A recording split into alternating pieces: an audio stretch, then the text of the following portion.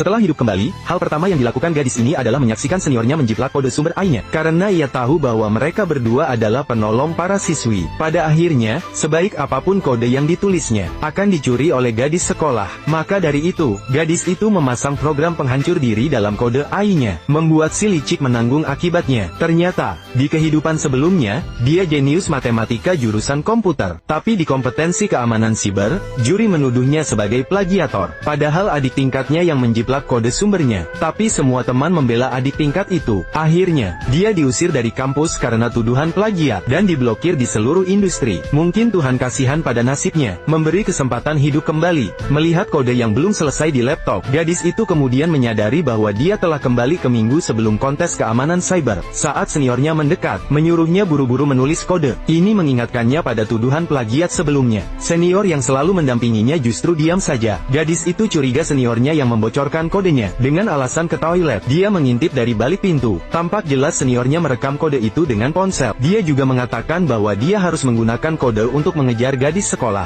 Untuk melepaskan diri dari mereka, gadis itu mengabaikan hubungan lama dan mengejek dengan sinis. Mereka hanya akan memperlambat kerjaku. Langsung menuju asrama dengan tas di punggung. Tapi saat membuka laptop di asrama, di forum kompetisi ternyata, adik tingkatnya sudah mengunggah kode yang sama persis. Bahkan tanda bacanya identik.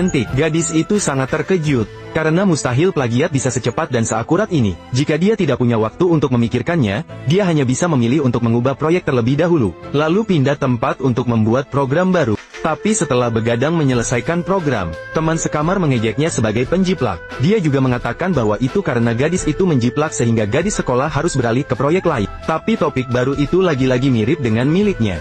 Baru sadar program yang dibuat semalam telah dicuri lagi oleh si adik tingkat. Bahkan dirinya kembali dituduh sebagai plagiator. Gadis ini sangat ketakutan. Mengapa kode yang saya buat sendiri disalin lagi?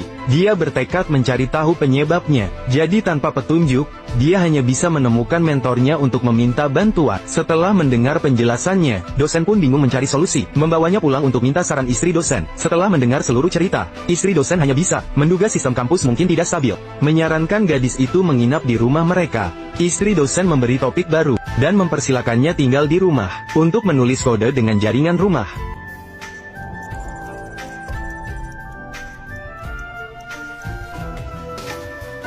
终于做完了，幸好赶上了。我又来到这个地方了，这次我一定不会重蹈覆辙。